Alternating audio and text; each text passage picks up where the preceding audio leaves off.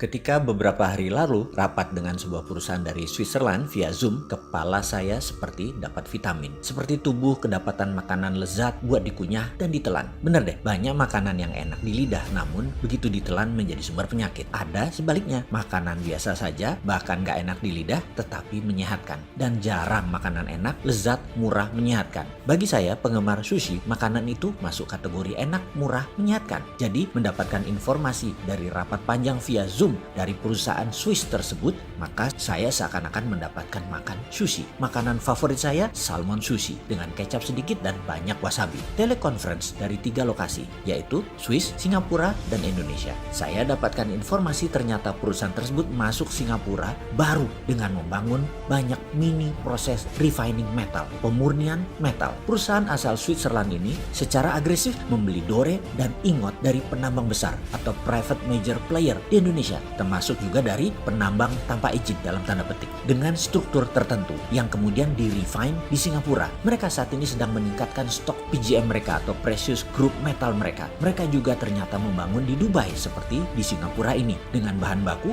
dari Afrika. Menarik, asli menarik strategi yang mereka lakukan. Mereka menghubungi saya karena nama saya kebetulan ada dalam perusahaan tambang emas di utara Manado, di salah satu pulau utara Indonesia. Mereka ingin mengambil ingotnya atau dore atau metal yang masih bercampur dengan emas yang kadarnya paling tinggi 50%. Masih ada Ag-nya, masih ada PT-nya, yang jelas Cu-nya yang paling banyak dari sisa 50% tadi. Mereka memerlukan semua mineral tadi. Sama persis seperti apa yang dilakukan pihak Cina dengan mengambil nikel yang dibela pejabat teras yang multi talent itu. Nikelnya 25%. Sisanya emang isinya pasir. Ya enggak lah, ada litium, ada ferro. Wis, males dah kalau saya lanjutin urusan hal ini. Sebenarnya yang heran adalah masalah fansnya. Asli saya heran. Tanah air dikuras, bosnya mah nggak paham-paham banget. Pejabat-pejabatnya berlindung di balik kebaikan bosnya. Ketika diingatkan banyak kesalahan pejabat-pejabat tersebut, lalu bosnya dan fans bosnya dipakai buat serangan balik. Dan mereka akhirnya sudah tahunan menikmati kedaulatan menjabat dilindungi oleh bosnya. Yang pastinya fulusnya mah mereka pribadi naiknya kenceng. Bosnya mah biasa-biasa aja. Sementara itu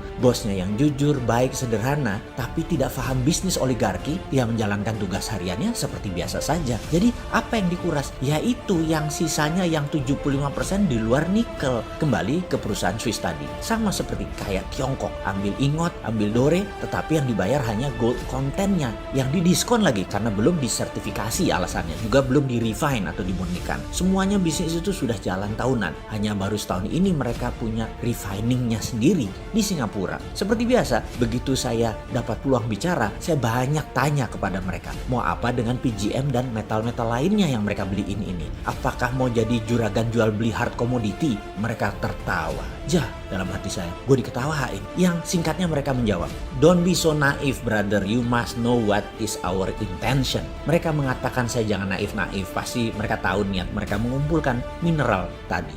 Kepala saya langsung teringat 200 tahun yang lalu ketika Swiss mengumpulkan banyak metal di dunia, di mana Swiss adalah satu-satunya negara yang memiliki Swiss Metal Bank, bank metal yang menyimpan benda-benda berharga. Semua ini menjadi dasar underlying terbitnya Swiss franc, mata uang Swiss. Jadi kali ini mereka mengumpulkan kembali, apakah dengan tujuan yang sama, membuat Swiss jadi safe haven currency. Banyak ngelamun saya dalam diskusi kemarin. Setiap beberapa kalimat dari mereka saya langsung punya theater of mind, layar bioskop di kepala saya. Apa yang akan terjadi ke depan dengan strategi mereka ini? Pertama, saya geblek-geblekin yang jual material ke mereka. Jual tanah air dengan harga murah. Prinsip dagangnya begini, kalau mereka punya tambang, katakanlah tambang tembaga Freeport. Ingat ya, Freeport tambang tembaga, bukan tambang emas. Iya, tambangnya ada emasnya, tapi yang dipajakin kan koper bukan gold. Gimana sih lu? Terus diambil 51% lagi perusahaan tambang tersebut. Ini di siapa lagi? Kalau mau ambil ya emasnya, yang dikirim ke Rio Tinto dan ke Jepang itu loh, yang di-refine di luar Indonesia, emasnya. Asli gue sebel kalau urusan beginian. Kapan balik modalnya beli Freeport?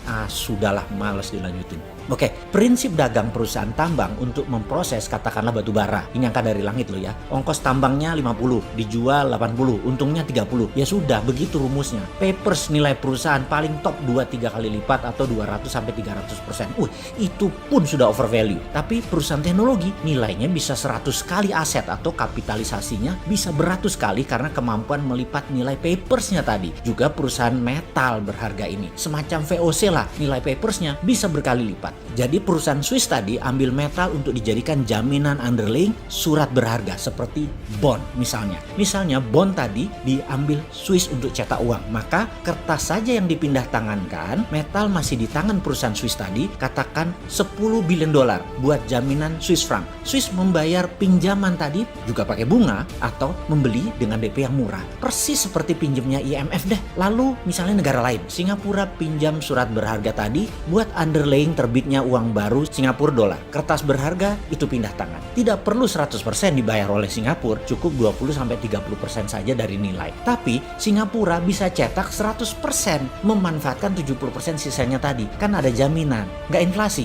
Ya enggak lah. Juga misalnya dinaran perlu emas, maka dinaran cukup bayar 20-30% surat berharga perusahaan Swiss tadi. Ya emasnya perusahaan Swiss ini, dan ketika diminta fisik ya dia berikan emasnya nantinya. Tentunya harus bayar full. Tetapi selama rupiah Anda dipegang di rekening Anda di dinaran, ya emasnya dipegang perusahaan Swiss tadi. Ini asli pinter. Saya kok jadi terinspirasi ya. Kok negara kita pejabatnya nggak sepinter negara Swiss yang nggak punya laut, nggak punya sumber daya alam, bisa menjadi safe haven lagi. Oh iya, perusahaan Swiss tadi namanya Metalor.